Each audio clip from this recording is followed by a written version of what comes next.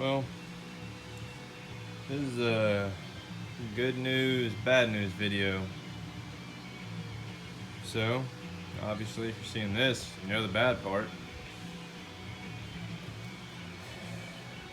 I've managed to screw myself again and caused myself all kind of headaches, problems, money, time, etc. So the good news was we were gonna make cruising this year. The bad news is we're not, at least not in this. So the other day, took off work, went and got the windshield installed, and it looks good. Got it done, drove the car there, drove fine, got it installed, looked good. Took it across the street to Delta Tire World, where they raped my wallet. Took it there to get an alignment. I called them, explained to them what I had. They quoted me $80. They started looking at it and they're like, well, it's not the old school shim style Mustang, but this is worse, was their words. So all the front alignment is done with these two bolts. Well, it's simple, and you just undo those bolts and adjust that control arm. It apparently it's hard to do because it has to all be done by hand, and there's no way to adjust a little bit at a time. You have to just loosen up, move it, and then tighten it back. And apparently that's a little bit hard to do, of course, when the turbo stuff's all in the way, etc. But so anyways, they started tacking on extra charges. I didn't grease any of the ball joints because, well, they were gonna need to be adjusted and whatnot, or need to be got to, so I left everything ungreased. So they threw on charges to grease that, like ridiculous charges. Then I told them, you know, originally I'd put everything on like finger tight. I went back and pretty sure I torqued everything, but to let me know if they found any nuts, bolts, whatever, that weren't tightened, that were just like hand tight. And either let me know or to tighten them up for me. So I didn't, you know, lose a control arm or whatever. I think I had everything tight. They never told me they tightened anything up, but of course he charged me another like 30, 40 bucks to do that. So, and then it gets to the back, where the back is literally just two trailing arms, one on each side, with an adjusting rod end, where you just pop it down and out, spin the rod one way or the other way to bring it back and forward, and then pop back in, slide the bolt through. Of course, they charged me another hour on top of the alignment fee, which is supposed to be a 4-point alignment. They charged me another $90 for another hour. So moral of that long rant is I won't be going back to them because it was a $330 alignment. And I'll probably end up hitting up the manager later. I haven't even looked, but I'm pretty sure they, when they were using the jacks and shit, they didn't put any kind of pads. I'm pretty sure they scuffed the shit out of my front lower control arms that were powder coated. Pretty sure they scuffed up my rear axle housing because whenever I looked back, they had all the weight on the car on the rear end and had one of the trailing arms pulled out. So it had one trailing arm holding it, the torque arm, which is adjustable, but kind of just keeps the housing from tilting this way or this way. But this side or whatever had the trailing arm removed, so the coil spring was like being bowed forward or back, whichever way the weight was pushing it. And they were trying to use a pry bar to pry the housing out to get the trailing arm back in. I kept telling him, I was like, just take the weight of the car off of the housing and you can literally move it by hand. It's like, it's real simple. It's like, I feel like I'm having to teach you how to do mechanics, but whatever. Literally, if they would have had the option for me to rent the machine, I could have done it. But I don't have an alignment machine, and I'm not doing a whole bunch of strings and ropes and whatnot and plumb bobs, etc. to try to get my car aligned. So that was just more money on the credit card. So got that done. Driving home from that, I went to pull onto like not my drive or my neighborhood road, but the road leading to that. And this thing just started running like shit. Right as I'm pulling up the stop sign, went to running like crap. Didn't hear any noise or anything, no clanking, no knock, nothing like that. It just instantly started running like crap. Granted, the exhaust and turbo and stuff's loud as hell. Maybe I might not have been able to hear it anyways, but died at the red light. So I cranked it back up, had to keep my foot in the gas to keep it running, managed to put it home in second gear to get it to this point. Pulled my compression gauge out, threw it on. Well, first I checked all the spark plugs on this side because it acted like I was losing spark on several cylinders because I wasn't getting any noise or anything, so I didn't know. So I compression checked number 5, 0. So I was like, all right, is my gauge busted or clogged, or maybe I didn't thread it down for tight seal? Put it on the next one, 145 to 150. I'm like, all right, well, it's good. Check the others, 150 on all the others. I didn't do this side because the turbo downpipe was there. It's really hard to get those spark plugs. Went back, put it on this one again, just to double check, make sure maybe I didn't thread it in all the way, whatever. 0. So I was like, all right, got a problem. It's like valve hung open or something. So pull the valve covers, sure enough, push rod's just loose on the intake. We managed to pull the intake manifold off, and sure enough, got a valve held open, bent valve. Now, on to the dreadful part. If I can get this radiator cap back on. So when looking into the intake valves, I don't know if y'all remember when I cut my hood, but I cut my hood with a nibbler. And the nibbler ejects, see if I can get it to focus, these little crescent moon shaped pieces of metal. Now when I first started cutting the hood, my roommate was out here with me. I had forgot that nibbler shoots the shavings out the front of the tool like an HK-308 rifle ejects brass, just launches them into outer space forward. So he steps in front of it and starts blocking. I didn't realize what he was doing at first. And he's like, you're throwing shavings all at the car. I was like, oh, okay. It's like, holy shit. It's like, wish I would have realized that it was doing that. I would have pulled the garage door shut because the car was turned around the other way.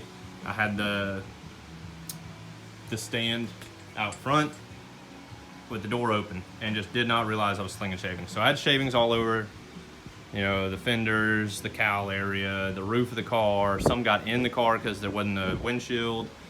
They were on top of the air breather, but the motor was sealed up.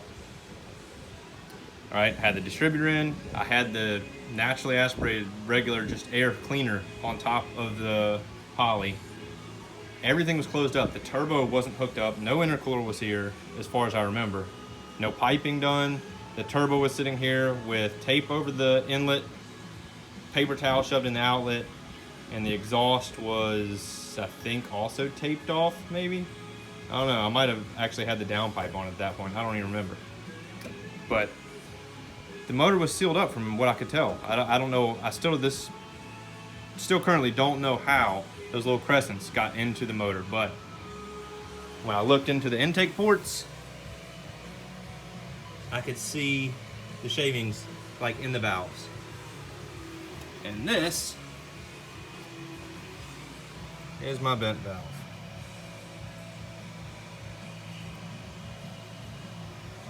So yeah, I don't know if any others are bent. From what I can tell, they aren't, but this one is definitely bent. But yeah, I had shavings inside the intake ports. All these other ones seem to be seated, but not positive. The other thing I encountered was, I guess the shaving got in the valve and held it open, but it kissed the top of the piston right there. And yeah, my valve reliefs on these pistons don't line up with my heads because these are for just a normal valve geometry 302 style head. My heads are trick flow twisted wedge, so the valve angle is different. You have to buy trick flow pistons to match that. Back when I built this motor years ago, did not realize that. Just thought it was fancy wording. Didn't know the actual valve angle was different on them. Also, this side, kissed. That one doesn't seem to be bent, but I'm sure it's slightly off, but it kissed it a little bit. None of the others did. That's another thing I don't get. Why did only these front two pistons kiss? I know I have valve clearance. The motor ran years ago with the same setup, just fine. it ran this time just fine until it got the shavings that hosed up the valves. But none of the other ones kissed. These two did. No clue how. Because I've checked the previous go round and this go round, I did the clay trick and checked my valve clearance. I have plenty of clearance. So, not sure what caused it. The only thing I can think of would be that the valve got held open when the piston came up. Like maybe those shavings held it open enough to wear those two. But those, I think there were shavings in all of them, I believe, in the valve. Well, like not every single one, but there's like one in like this one, that one, that one, that one. Like 3 or 4 had shavings in them. I haven't taken apart the heads because I don't have a spring compressor. I'll be taking them to an engine builder, have them taken apart, evaluate them, rebuild them for me. Hopefully there's no serious damage to them. He'll probably have to put new valves in, new seats in. He'll probably redo the springs and maybe seals, seats, guides, etc. So the heads will get a full rebuild. The block, from what I can tell, is fine. I didn't see any areas on the cylinders that are scored up from the shavings getting in there. I didn't see any shavings in the piston cylinders.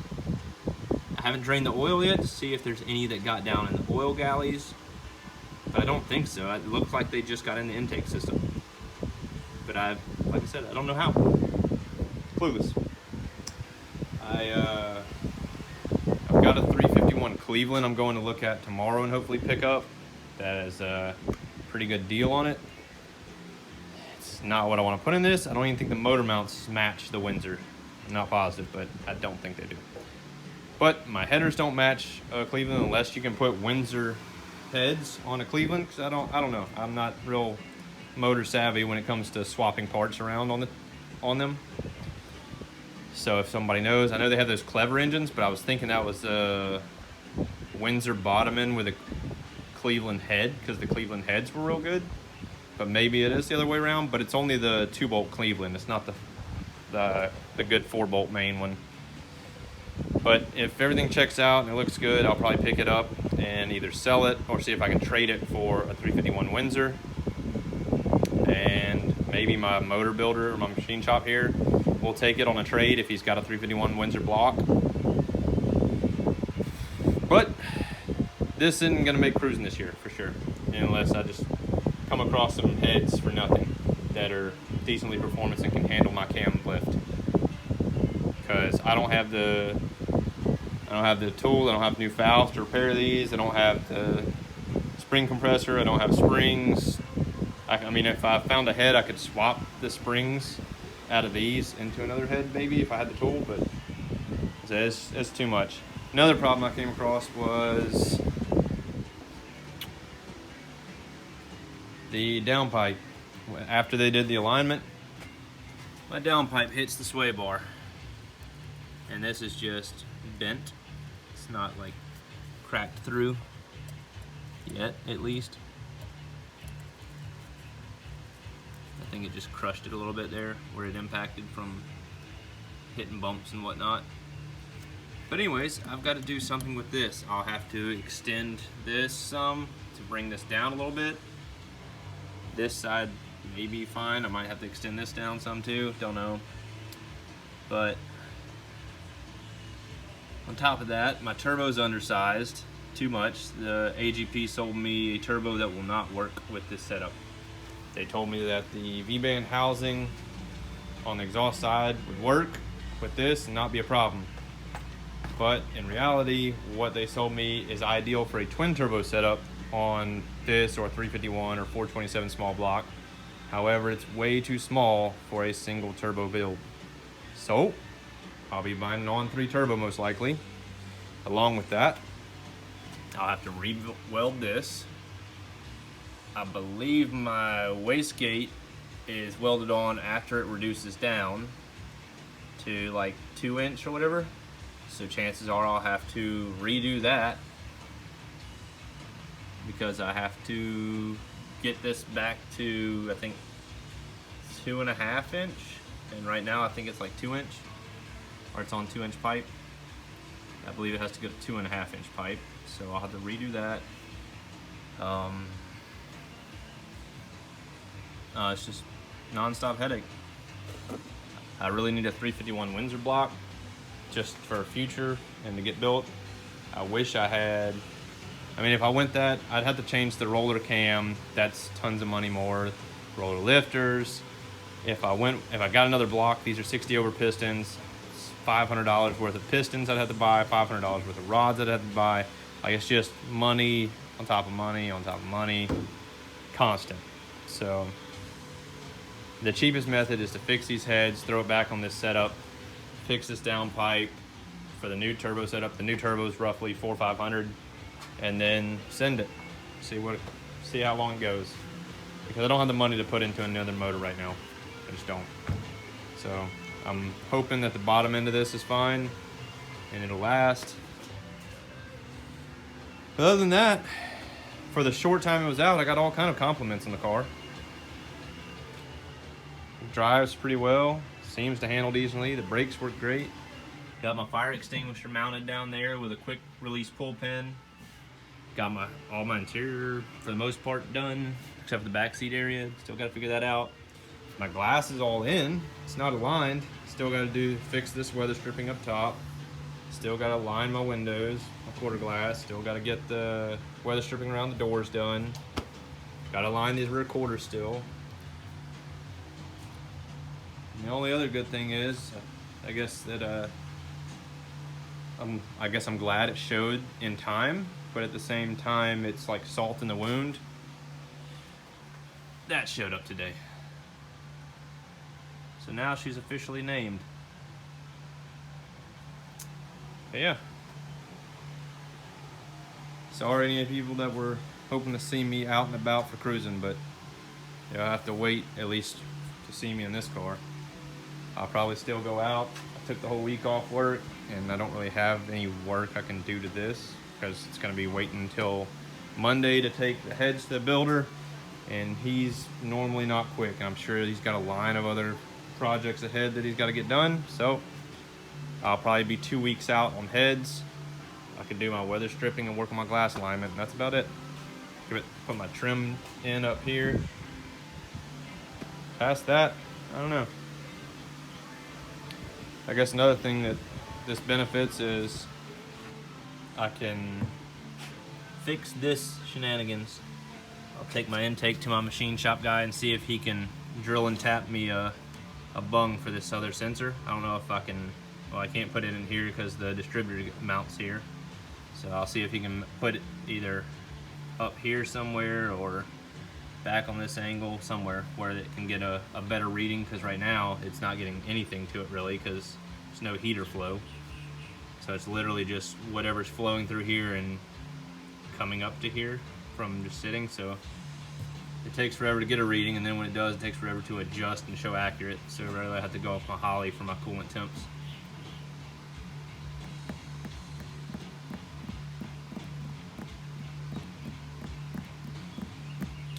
Yeah, that's the lovely depression I'm dealing with right now.